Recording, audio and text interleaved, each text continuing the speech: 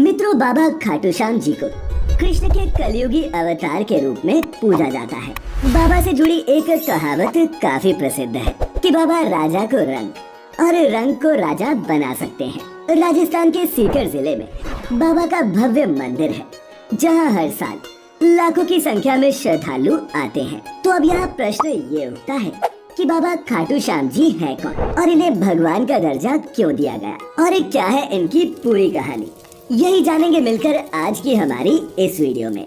तो मित्रों नमस्कार और स्वागत है आपका द डिवाइन टेल्स पर एक बार फिर।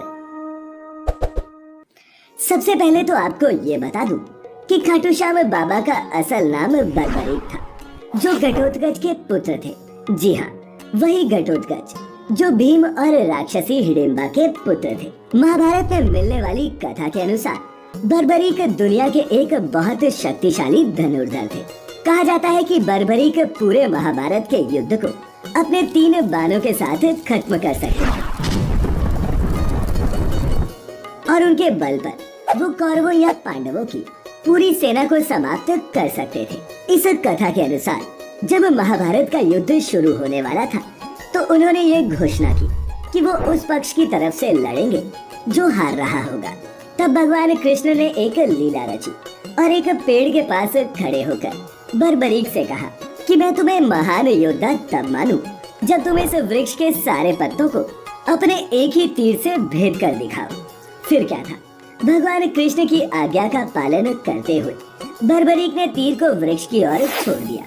जब तीर एक एक कर सारे पत्तों को भेद रहा था तब एक पत्ता नीचे गिर गया, जिसे भगवान कृष्ण ने अपने पैर के नीचे छिपा लिया। कुछ देर बाद वृक्ष के सभी पत्तों को भेदने के बाद तीर भगवान कृष्ण के पैरों के पास आकर रुक गया। तब बर्बरीक ने कहा कि प्रभु, आपके पैर के नीचे एक पत्ता है, कृपा करके पैर हटा लीजिए, क्योंकि मैंने तीर को सिर्फ पत्तों को भेदने का आदेश दिया था, आपके पैर को नहीं।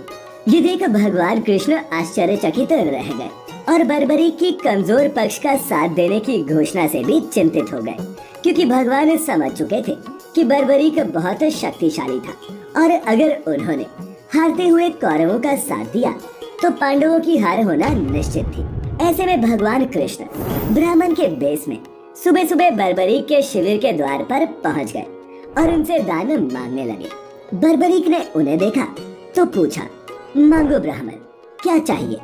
बर्बरीक इस बात से अनजान था कि उनके द्वार पर कोई ब्राह्मण नहीं बल्कि स्वयं प्रभु आए थे। इसके बाद ब्राह्मण रूपी कृष्ण ने बर्बरीक से कहा कि हे वत्स, जो मैं तुमसे मांगने वाला हूँ वो तुम मुझे दे ही नहीं सकते, तुम में मुझे दान देने का साहस नहीं है।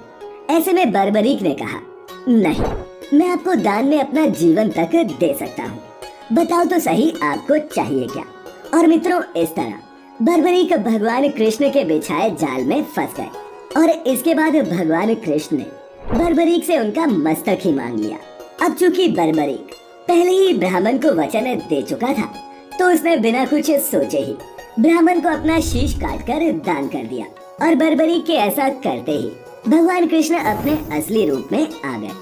वहीं शीशदान से पहले बर्बरीक ने भगवान कृष्ण से महाभारत युद्ध देखने की इच्छा जताई थी, जिसके बाद भगवान कृष्ण ने बर्बरीक के कटे हुए शीश को युद्ध अवलोकन के लिए एक ऊंचे स्थान पर स्थापित कर दिया, जहां से माना जाता है कि बर्बरीक ने पूरा महाभारत का युद्ध देखा।